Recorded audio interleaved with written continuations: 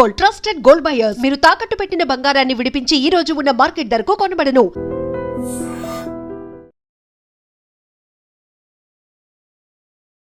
నమస్కారం, welcome to I dream. ధర్మ మార్గం విత్ విజిత కార్యక్రమానికి స్వాగతం.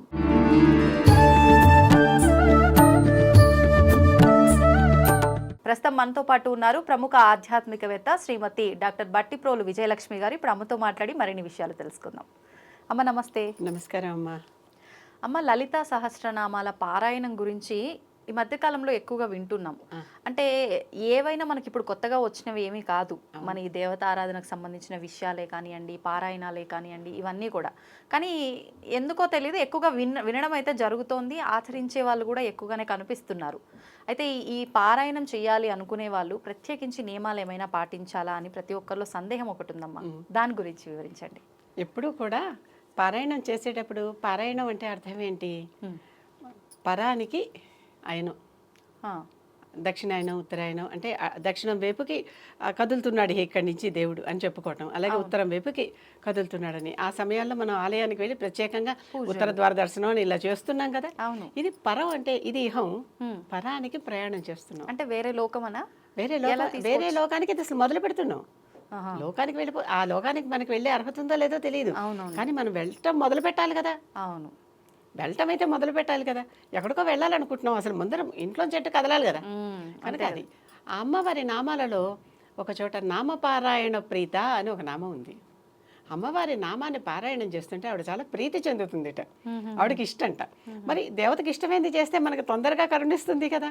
కనుక నామపారాయణ ప్రీత కనుక ఆవిడ నామాన్ని పారాయణం చేస్తూ ఉంటే ఆవిడ చాలా ఇష్టపడుతుంది, ముచ్చట పడుతుంది. వీళ్ళు కదా నా భక్తులు నా నామాలు పారాయణ చేస్తున్నారు అని. కనుక ఈ పారాయణ చేసే వాళ్ళందరూ అమ్మవారిని మనసులో పెట్టుకుని భక్తి శ్రద్ధలతో పారాయణం చేయటం. చాలామంది ఉచ్చారణ దోషాలు ఉంటే ప్రమాదాలు జరిగిపోతాయి అనేటటువంటిది ఒక భయం పెడుతున్నారు. నేను పెట్టను. కారణం, మనం అందరం మొదటి నుంచి అన్నీ అలాగే స్వచ్ఛంగా మాట్లాడుకుంటూనే అక్షరాలన్నీ పలుకుతూనే మొదలు పెట్టామా? లేదు కదా. చిన్నప్పుడు కొంచెం చిన్న చిన్న మాటలు, నగి మాటలు మాట్లాడుకుంటూ వచ్చామా? అంతే. పిల్లలు చిన్న చిన్నగా ముద్దుగా మాట్లాడుతూ ఉంటారు. వాళ్ళకి ఆ పదాలు స్పష్టంగా లేకపోయినా తల్లికి అర్థం అవుతుంది. అవునవును. ఇక్కడ కూడా మళ్ళీ తల్లి కూతుళ్ళు, తల్లి కొడుకుల సంబంధమే కదా ఇది కూడా. కనుక ఆవిడకి అర్థమవుతుంది మనం ఏం చెప్పాలనుకున్నాము. కానీ ఒక తప్పుని పదే పదే చేయకూడదు. తల్లి కూడా మన 2 సార్లు తప్పు చేశాక 3ఓసారి తప్పు ఇలా చేయకూడదు అని చెప్తుంది కదా ఇంట్లో. కనుక తప్పులు చేస్తే తప్పు లేదు, ఆ తప్పుని కంటిన్యూ చేస్తే తప్పు. అర్థమవుతుంది కదా మీకు. మనం చేస్తున్న పొరపాటు ఏంటి దీంట్లో అనేది మనం తెలుసుకోవటం. ఎలా తెలుసుకుంటాం? పుస్తకాలు చూస్తే అక్షరాలు సరిగ్గానే ఉంటాయి, అవి చూసుకొని చదువుకోవచ్చు. లేదా ఎవరైనా చక్కగా పారాయణ చేసేవారిని చూసి విని వారు ఎలా పారాయణ చేశారు. నేనైతే నా ఛానల్లో పెట్టుకున్నాను. నా విజయలక్ష్మి బట్టిప్రోలు ఛానల్లో చక్కగా 45 నిమిషాలు 43 నిమిషాలు వచ్చింది. చక్కగా ఏ నామాన్ని ఎక్కడ స్ట్రెస్ చేయాలి, ఎక్కడ ఒత్తు పలకాలి, ఎక్కడ ఒత్తు పలకక్కర్లేదు, ఎక్కడ దీర్ఘం ఇవ్వాలి, ఎక్కడ గ్యాప్ ఇవ్వాలి, చదువు అలా చూస్తే అన్ని నిమిషాలు పడుతుంది. నిజంగా అలానే పలకాలంటారా అమ్మ? అంటే కొంతమందికి ఎక్కడ డౌన్ చేయాలి, ఎక్కడ ఒత్తి పలకాలి అవన్నీ కరెక్ట్ గా తెలియవు కదా. దాని తప్పులు లేకుండా నార్మల్ గా అలా వెళ్ళి చదువుకోవచ్చు. కానీ మీరు హడావిడిగా చదివేస్తే, ఇప్పుడు ఇదే స్తోత్రాన్ని 15 నిమిషాల్లో కూడా చదివేవాళ్ళు. అవునవును. అలా గబగబా చదివేస్తే అమ్మవారికి తన నామముని ప్రీతి చెంది కాసేపు ముచ్చటపడి ఆనందపడే సమయం ఎక్కడ ఇస్తున్నారు? ఓ లడ్డు పెట్టారు, చాలా తిన్నారు. ఆ లడ్డు తర్వాత వెంటనే ఇంకో జాంగ్రీ పెట్టారు. ఈ లడ్డు రుచి ఇంకా మీరు ఆస్వాదిస్తూ ఉండగానే ఇంకోటి పెడుతున్నారు నోట్లో, పోనీ చెవిలో. అంతే కదా. కనుక అందుకని అంటున్నా నేను, మీరు ఎందుకని చేస్తున్నారు పారాయణ? ఆవిడ తృప్తి కోసం, ఆవిడ ప్రీతి కోసమే కదా. అవునవును. ఆవిడ వరాల కోసమే కదా. ఆ వరాల కోసం మీరు చేస్తున్నప్పుడు మరి కొంచెం గ్యాప్ ఇస్తూ ఉంటే బాగుంటుంది కదా. ఒకటే పాఠం గడగడ అది అలాంటి పాఠాలు మనకు ఉన్నాయి. దండకాలు అంటాం వాటిని. అవునవును. దండకాలు ఎక్కడ గ్యాప్ లేకుండా చేస్తాం. అవునవును. అవునా?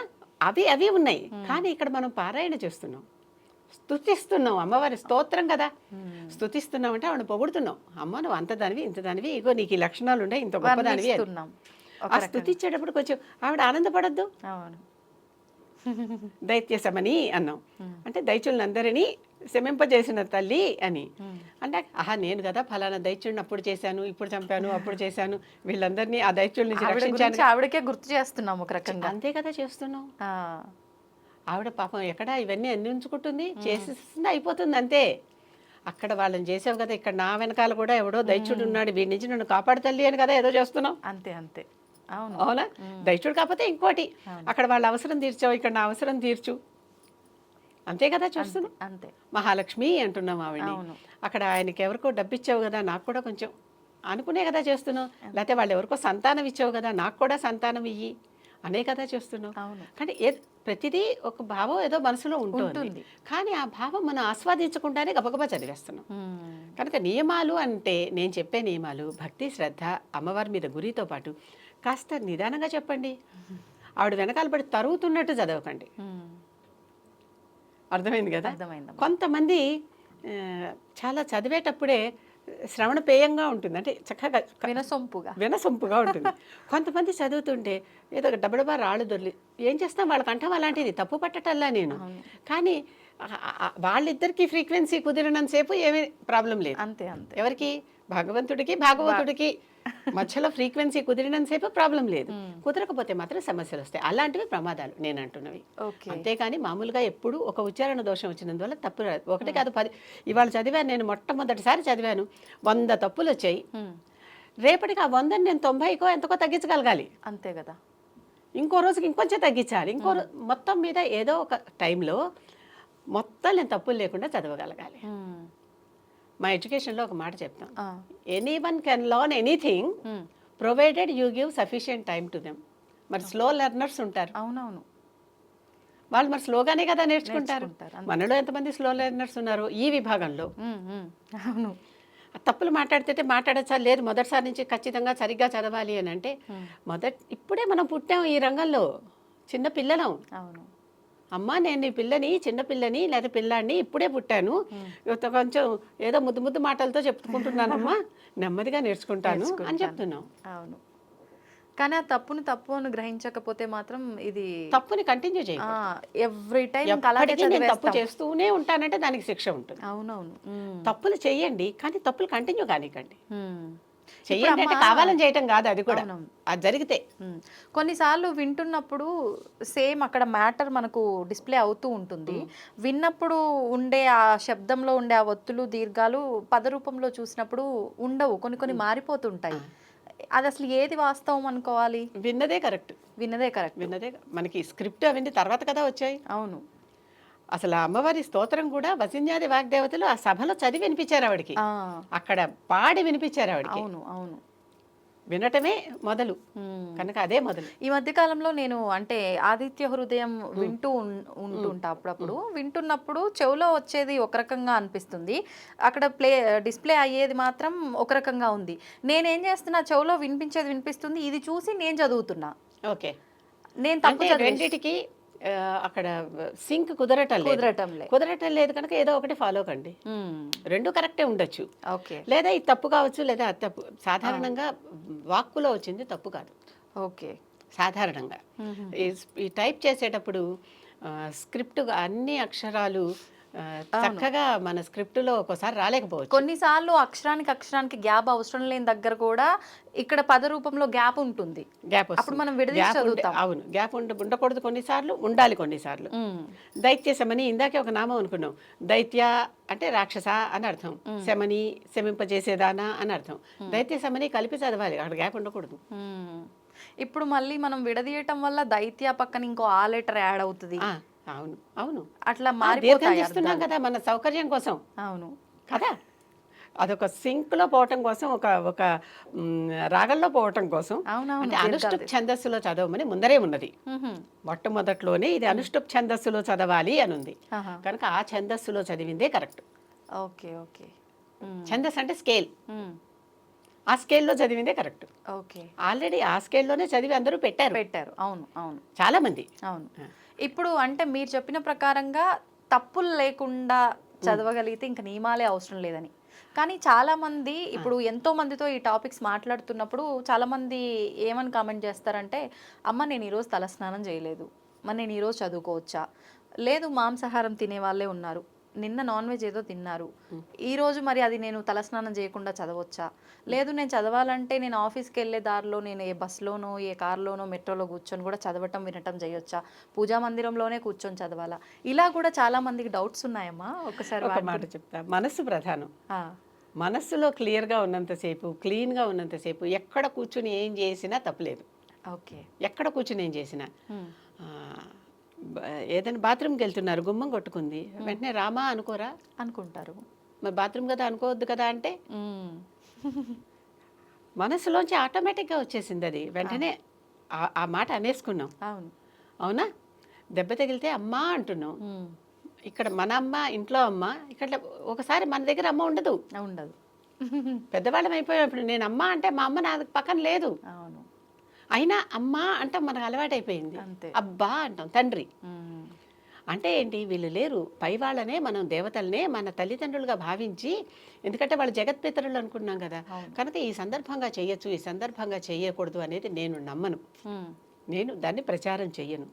ఎప్పుడైనా నిరంతరం చేసుకోవచ్చు. స్నానం చేసే ముందరైనా, స్నానం చేసిన తర్వాతైనా. స్నానం బాహ్యశుద్ధి. కరెక్ట్. అంతే కదా. అంతే. హిమాలయాల్లో తపస్సు చేసుకుంటున్నారమ్మా వాళ్ళు, రోజు స్నానాలు చేస్తున్నారా? ఎప్పటి వరకు కూర్చుంటారో కూడా తెలియదు కదా. మరి వాళ్ళు బాహ్యశుద్ధి. అంతే. అవన్నీ వాళ్ళ లోపలే వాళ్ళు పూర్తిగా శుద్ధి అయిపోయాక అక్కడ కూర్చున్నారు. ఆత్మశుచిగా ఉండాలంటారా? ఆత్మశుద్ధి లేని ఆచారం అది ఎలా, భాండశుద్ధి లేని పాకమేల, చిత్తశుద్ధి లేని శివ పూజ లేలరా, విశ్వదాభిరామ వినురవేమ అని వేమన ముక్కు గుద్ది చెప్పాడు. అవునా? అంతే. లోపల ఉండాలి శుద్ధి. ఆ లోపల శుద్ధి ఉన్నంత, ఎవరికైతే లోపల శుద్ధి ఉండకుండా, అంటే ఇంకా లోపల అంత పరిచయం కానప్పుడు, అలాంటప్పుడు కొంచెం వాళ్ళు జాగ్రత్తగా ఉంటే మంచిది. కనీసం బాహ్య శుద్ధి అయినా అని. అంతే. అంతే. భాండ శుద్ధి లేని పాకమేలకు, గిన్నె కడకుండా లోపల ఎంత ఉండి ఏం ప్రయోజనం? గిన్నె కదా శుభ్రంగా ఉండాలి. అంతే కదా. కనుక మనం పాత్ర శుద్ధిగా ఉంటే చక్కగా మిగిలినవన్నీ అన్నీ వస్తాయి. అలా మనం మొట్టమొదట్లోనే ఒక్కసారి ఆ స్టెప్కి ఎదగలేం కదా.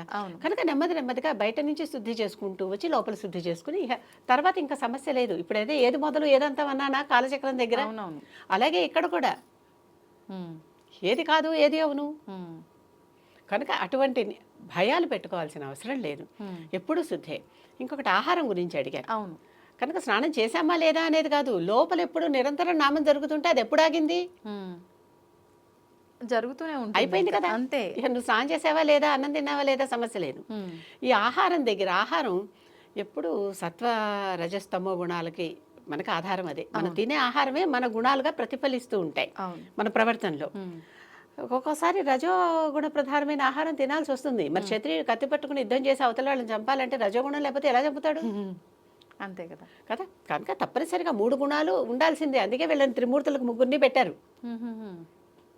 ఒక గుణానికి ఒక్కొక్కళ్ళని ప్రధాన దేవతగా పెట్టుకుంటూ, ఎందుకని ఉండాల్సిందే అందరికీ అన్నీ. ఏ ఒక్కటో ఉంటే చాలదు. కేవలం అంటే వాళ్ళలో కూడా అదొక్కటే ఎక్కువగా ఉంటూ, ఇప్పుడు విష్ణువు సత్వగుణ ప్రధానం అన్నారు, కానీ ఎంతమంది అసురులను చంపాడు? ఆ సమయంలో రజోగుణం రాలా? అవును. ఈ హయగ్రీవుడు అవతారం అప్పుడు ఆయన నిద్రపోతూ ఉంటాడు, ఆ సమయంలో తమగుణం రాలా? అంటే అన్నీ అందరిలో ఉంటాయి, ఒక్కొక్కటి ప్రస్ఫుటంగా కనిపిస్తుంది. అప్పుడు వాళ్ళని ఆ గుణానికి సంబంధించిన వాళ్ళు అంటారు. రామాయణంలో రావణుడు రజోగుణ ప్రధానుడు, కుంభకర్ణుడు తమగుణ ప్రధానుడు, విభీషణుడు సత్వగుణ ప్రధానుడు. ముగ్గురు కలిస్తే ముగ్గురు కైకస్య సంతానమే. అవును. ఆలోచించండి. ఒకే చోట ఉన్న ముగ్గురు కూడా 3 గుణాలు. మనం తిన్న ఆహారమే మన గుణంగా ప్రతిఫలిస్తుంది అని చెప్తారు. కనుక మనం ఆ రోజు ఏం కార్యక్రమాలు చేయాలి, దాన్ని బట్టి మన ఆహారం తింటే, మీరు ఇప్పుడు పూజ చేసుకోవాలనుకుంటున్నారు, అది సాత్విక పూజ. కొన్ని వేరే సాత్విక పూజలు కాని పూజలు కూడా ఉంటాయిగా. అవును. అవును. కనుక మీ ఆహారం దాన్ని బట్టి నియంత్రించుకోవాల్సిందే ఎవరికి వాళ్ళు. ఇవాళ నేను ఈ పని చేస్తున్నాను కనుక ఈ ఆహారం తినాలి, అంతే. అది వాళ్ళ సెల్ఫ్ డిస్క్రిప్షన్. ఇది నేను ఇవాళ తినాలా వద్దా, ఇవాళ నేను ఏం పని చేయడానికి వెళ్తున్నాను, దానికి నాకే ఏం కావాలి, ప్లానింగ్ ఉండాలి, అంతే. కనుక ఇది తప్పు అది కాదు అంటే ఎవరో ఒకళ్ళకి అది ఆహారం కదా. అవునవును. అంతే. అంతే. మనం ఏది తప్పు పట్టడానికి లేదు, మనకి ఎలా అనిపిస్తే మనం అలా చేసుకోవడం. సృష్టిలో ఆ సందర్భాన్ని బట్టి అది వస్తుంది, కానీ తప్పు అనే మాట తప్పు. అక్కడ ఆ సందర్భాన్ని బట్టి ఆ తప్ప ఉప్ప నిర్ణయించబడుతుంది. ఇప్పుడు దొంగతనం తప్పు, అందరూ ఒప్పేసుకుంటారు అన్నమాట, అవునా? అవును. మరి కృష్ణుడు పక్కింటి నుంచి వెన్నెత్తుకొస్తుంటే నవనీత చోరానంద కుమార అని పాటలు పాడుకుంటూ హారతలు ఇస్తున్నావా? ఉమ్. అక్కడ వెన్న దొంగ కరెక్ట్ అయ్యాడా? ఇక్కడేమో పక్కింటి వాడి దగ్గర నుంచి ఏమైనా ఎత్తుకొస్తే తప్పైపోతుందా? అంటే ఏంటి, ఆ సందర్భంలో అది కరెక్ట్. అది పిల్లవాడు బాల్యంతో చేశాడు, ఆ. బాల్య లౌల్యం దాంతో చేశాడు. అదీకాక వెన్న అంటే ఏమిటి, వాడి వెన్నను మధిస్తే కానీ రాదు. మనస్సు మధించాక వచ్చినటువంటి నీ మనస్సులో వచ్చినటువంటి ఆ వెన్న నాకు ఇవ్వని తీసుకుంటున్నాడు. ఓ, ఇంతటి అర్థం ఉంది. మరి నవనీతానికి అదే అర్థం, అప్పటికప్పుడు తీసిన నవనీతం. ఉమ్. అప్పటికప్పుడు వెన్న అంటే మన ఇద్దరం కలిసి స్నేహం చేద్దాం. నెయ్యి అంటే స్నేహం అని అర్థం, నెయ్యము అంటాం కదా, ఆ. ఆ వెన్నతో నెయ్యి వస్తుంది కదా, అవును. అంత అది పర్మనెంట్గా ఉంటుంది. అక్కడ వెన్న కూడా పర్మనెన్సీ కాదు, ఉమ్. పాలు, పెరుగు, వెన్న, నెయ్యి నెయ్యి. అంత పర్మనెంట్గా మన ఇద్దరం స్నేహం చేసుకుందాం రా, కలిసి వెన్న పంచుకుందాం అంటున్నాడు. ఉమ్. వాళ్ళ దగ్గరికి వెళ్ళి వాళ్ళ వెన్న అంటే నీ స్నేహం నేను కోరుతున్నానని వాళ్ళకి చెప్తున్నాడు. Okay okay. కనుక అక్కడ ఎందుకు కరెక్ట్ అయిందంటే అందుకు కరెక్ట్ అయింది. ఉమ్. చిన్న పిల్లలు నర్సరీలోనో ఎక్కడో ఈ ప్రెప్లో వాళ్ళు పక్కన పక్కన కూర్చుని ఉంటారు. వాడి దగ్గర ఏదో పెన్సిల్ ఉంటే ఇది బాగుంది అని వీడు తీసుకుని ఇది నాదే నాకు నచ్చింది అంటాడు. ఉమ్. వాడికి దొంగతనం అనే కాన్సెప్ట్ తెలియదు. అప్పుడు అవును. తెలియని వాళ్ళకి మనం ఈ పాపాలు అంట కట్టాల్సిన అవసరం లేదు. ఆ. తెలిసి చేస్తేనే తప్పు, తెలిసి కూడా అంటే చేస్తే ఇది అన్ని సందర్భాల్లో వర్తిస్తుంది. అన్ని సందర్భాల్లోనే వర్క్ చేస్తుంది. అందుకనే ఒక్కొక్కసారి మనకి తెలియక చేసిన దానికి తక్కువ శిక్ష ఉంటుంది, తెలిసి చేసిన దానికి ఎక్కువ శిక్ష ఉంటుంది. Okay okay. మొత్తానికి అది కూడా అడల్ట్హుడ్ వస్తున్న కొద్దీ తెలియక చేసినవి కూడా. పిప్పలాదుడు ఒకటి అడుగుతాడు, పిల్లలు 5 ఏళ్ల వరకు 10 ఏళ్ల వరకు ఏదో వయసు అడుగుతాడు. ఆ వయసు వరకు పిల్లలు ఏం తప్పు చేసినా ఈ పాపాలు తల్లిదండ్రులకు ఇవ్వమంటాడు. పిల్లలకి ఇవ్వడానికి వీలు లేదని కండిషన్ పెడతాడు. శనికి ఆహా. పిప్పలాద కథలో కనిపిస్తుంది ఇది, శుభ్రంగా చెప్పాడు. నిజంగా అలానే జరుగుతుందంటారా? అవును, మరి వాళ్ళు చెప్తేనే కదా ఈ పిల్లవాడు తప్పు ఒప్పు నేర్చుకుంటాడు. ఆ. పిప్పలాదుడు చిన్నప్పుడు తూనీగల్ని పట్టి బంధిస్తుంటే ఆ తప్పుకి చివరికి వేసే శిక్ష ఎటువంటి శిక్ష వేశాడు యముడు? శూలారోహణం చేశారు. ఉమ్. ఈయనేదో వాళ్ళు చెప్తుంటే రాజుగారు వచ్చి చేసినప్పుడు ఇతను ఏదో పలకలేదని శూలం మీద ఈయన్ని దిగేసి వెళ్ళిపోయారు. శూలం కింద నుంచి గుచ్చుకుంటూ వస్తుంది. తల్లిదండ్రులు లేకుండా పెరిగాడు, పిప్పల చెట్టు కింద పెరిగాడు. పెరిగినప్పుడు ఏ తప్పో ఏదోప్పో ఇతనికి తెలియదు. అప్పుడు తర్వాత వాళ్ళు పొరపాటున నీకు శిక్ష వేసామని చెప్పి, అంటే దొంగలు వచ్చి ఇతని దగ్గర ఏదో వస్తువు పడేసి వెళ్తే ఇతనే దొంగ అనుకుంటారు. అడిగితే తపస్సులో ఉన్నాడు, మాట్లాడు. ఆ తర్వాత శిక్ష తప్పు ఇతను చేయలేదని తెలుసుకుని మళ్ళీ వెనక్కి తీసుకుంటే చాలా శిక్ష పడ్డాడు కదా. అప్పుడు నువ్వు కాదు యముడిని పిలువాడు కదా నాకు శిక్ష వేసింది అంటాడు.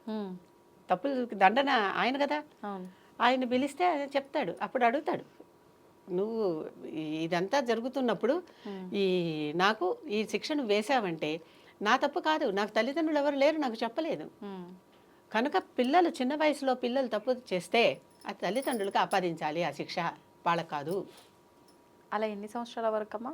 శుభ్రంగా ఆ పైన ఇళ్ళ కొద్దీ మన తప్పులు మనవే. అంటే ఒక 10 years వరకా? 10 years వరకు. ఆ బాల్యం, ఓకే. మనకి రకరకాల దశలు ఉన్నాయి కదా, బాల్యం, కౌమారం, యవ్వనం, వార్ధక్యం, వానప్రస్థం, సరే అవన్నీ ఉన్నాయి కదా. దాంట్లో ఈ బాల్యంలో ఉన్నటువంటి వాళ్ళకి వద్దు, ఏమీ అంటావు. కొంతమందికి బాల్యం తొందరగా వెళ్ళిపోతుంది, కొంతమందికి కొంచెం అవసరాలను బట్టి, అవునా? కనుక ఇంత వయసు అని చెప్పటం కొంచెం కష్టం. బాల్యంలో ఉన్న వాళ్ళు చేసిన తప్పులకి తల్లిదండ్రులకి ఇవ్వాలి కానీ పాప ఫలితం పిల్లలకు వద్దు అని అడిగాడు. ఓకే, అర్థం అవటంలే. అవును. కనుక కొన్ని తప్పులు కావు, అంటే వీళ్ళకి సంబంధించి. ఓకే. ఆ పిల్లలకి ఆ ట్రైనింగ్ ఇవ్వకపోవటం వల్ల వాళ్ళకి తల్లిదండ్రులు కలిగింది. సరే, పిప్పలాదుడి కథ వేరే. దధీచి కొడుకు, దధీచి ఎందుకు వెళ్ళిపోయాడో, వాళ్ళ తల్లి పిల్లాడిని కనిస్తే ఎందుకు వెళ్ళిపోయిందో అదంతా వేరే చరిత్ర, వాళ్ళ తప్పు కాదనమాట అది. కనుక ఇతనికి ఆ శిక్ష వేయటం తప్పు. Okay okay. అది ఇలాంటి కథలు చాలా ఉంటాయి. వీటన్నిటిని చూసి మనం నిజంగానే నేర్చుకోవాలి, ఏ తప్పు ఏదో ఒప్పు అనేది నేర్చుకోవాలి. తప్పుకి ఒప్పుకి డెఫినేషన్లు ఉండవు, మంచి చెడుకి డెఫినేషన్లు ఉండవు. సమాజం మొత్తం ఏదో ఒప్పుకుంటే అది మంచి అవుతుంది, అదే చెడు అవుతుంది, అంతే. సమాజం ఒప్పుకోకపోతే అది చెడు అవుతుంది, అంతే. నిజంగా ఇలానే వెళ్తుంది, అది అలాగే ప్రస్తుతం అలాగే వెళ్తుంది. మనం ఉన్నది ప్రస్తుతంలోనే కదా. అవును. ఇంకొకటి అంటే నలుగురు ఏదంటే అది వాస్తవం, ఏది కాదంటే అది అవాస్తవంతో వాటిల్లో కూడా ఇంకొకటి దోషాలు ఉన్నాయి. వీటిల్లో అంటే కూడా పలుకుబడి డబ్బు ఉంటే వాళ్ళు ఏది మాట్లాడినా వాస్తవము ఇలా కూడా వెళ్తోంది కొన్ని సందర్భాల్లో. చక్కగా ఉపనిషత్తులోనే ఏమని చెప్తాడంటే, ఉమ్, సత్యం ఒక కుండలో దాచిపెట్టాను, ఒక హిరణ్మయైన పాత్రేణ, అంటే బంగారు కుండలో సత్యం పాతి పెడితే దాని మీద వచ్చేసి బంగారము మేఘాలు వచ్చి అడ్డం పడిపోతే, సూర్యుడా ఈ అడ్డం తీయని సూర్యుడిని ప్రార్థిస్తాం మనం. అక్కడ ఉమ్, తీసి సత్యం బయటికి రావాలనుకుంటుంది. ఉమ్. బంగారం మూతతో, బంగారం గిన్నెలో మూత బంగారం మూత అంటే అర్థమైపోయింది కదా మీకు. అవును. ఆ సత్యాన్ని ఏవి దాచేస్తున్నాయి? ఆ, సూర్యుడిని అడుగుతున్నాడు, ఆ. ఈ మూత తీసేయి, తత్వం పూషణ్ అపావృణు అని. ఈ మూతను తీయి, నేను బయటకు వస్తా, సత్యం అడుగుతాను. ఓ, సత్యం ఎక్కడ దాచి పెడుతున్నావు, లేకపోతే దాన్ని బయటికి రాకుండా కప్పి పెడుతున్నావు. ఉమ్. అవును. కనుక ఇవన్నీ మనకి చెప్పబడే ఉన్నాయి. ఉమ్. కాకపోతే మనం తెలియటం ఆలస్యం తెలియటం అంతే. ఆలస్యం. అవును. తెలియటం ఆలస్యం అంతే. మనసు అందుకనే చదువుకుంటూ ఉంటామంటే ఇప్పుడు నేను సర్టిఫికేషన్ కోసమో దేనికోసమో కాదు, ఆ విషయం తెలుసుకోవటం కోసం. అంతే. మనకు మొట్టమొదట అన్నీ చదవలేకపోయినా కనీసం ఆ 10 ఉపనిషత్తులు చాలా ఉన్నాయి. మిగిలినవి 108. ఆ 108లో 10ని శంకరాచార్యుడు భాష్యం రాశాడు, ఆదిశంకరుడు. కనుక ఆ కనీసం అంతవరకైనా అవును. అంటే ఆడియో రూపంలో కూడా అవైలబుల్ ఉన్నాయి కాబట్టి మనం వినాలి, కానీ అన్నీ ఉన్నాయి. కాకపోతే ముందు తెలుసుకోవాల్సింది అసలు ఏముంది, అసలు దాని అది నుంచి ఉందనే ఏం తెలియాలిగా. తెలుసుకోవచ్చు అని. అది ఉన్నదనేది తెలియాలిగా. అవును. తెలిస్తే మనకి అందుకనే దేవతను వేడుకునేది ఏంటి? అసతోమా సద్గమయ్య, తమసోమా జ్యోతిర్గమయ్య, మృత్యోర్మా అమృతంగమయ్య. అసత్తు నుంచి సత్యం వైపుకు నన్ను నడిపించు, తమస్సు నుంచి జ్ఞానం వైపుకు నన్ను నడిపించు, జ్యోతి వైపుకి. జ్యోతి అంటే వెలుగు, కాంతి. తమసోమా జ్యోతిర్గమయ్య, మృత్యోర్మా అమృతంగమయ్య. మృత్యువు నుంచి మృత్యువు లేని స్థితికి నన్ను నడిపించు అని అడగటం. మృత్యువు లేకపోతే ఈ శరీరం ఇలా ఉండిపోవాలనే ఉద్దేశం కాదు, లోపలిది ఎప్పుడు శాశ్వతం కదా. అవును. అది ఓకే. మృతం నుంచి అమృతానికి నడిపించు అని అడుగుతున్నా. ఇవన్నీ ఉపనిషద్ వాక్యాలు. అయితే మొత్తానికి ఇప్పుడు నేను అడగడం వల్ల మనకి ఇక్కడ దాకా మనం వెళ్ళాల్సి వచ్చింది. అంటే అక్కడ తప్పు ఏది, చూస్తున్నది రైటా, నేను వింటున్నది రైటా అనే ఒక క్లారిటీ నేను తెచ్చుకోగలిగితే, ఆ తప్పుని నేను కరెక్షన్ చేసుకోగలిగితే, నేను కరెక్ట్ అయిన వే ఏది అనేది నేను నిర్ణయించుకుంటా, అది నేను అలవాటు చేసుకుంటా. అంటే ఇప్పుడు లలితలో కూడా మనం తప్పు చదువుతున్నామంటే మీరు ముందర చెప్పినట్టుగా ఆ తప్పుని మనం తెలుసుకొని కరెక్షన్ చేసుకొని ముందుకెళ్తే ఏ దోషము ఉండదు. దోషం ఉండదు. ఓకే. ఏదైనా సరే పారాయణ చేసేటప్పుడు నియమాలు అని పెట్టుకుంటే అసలుకే మోసం వస్తుంది.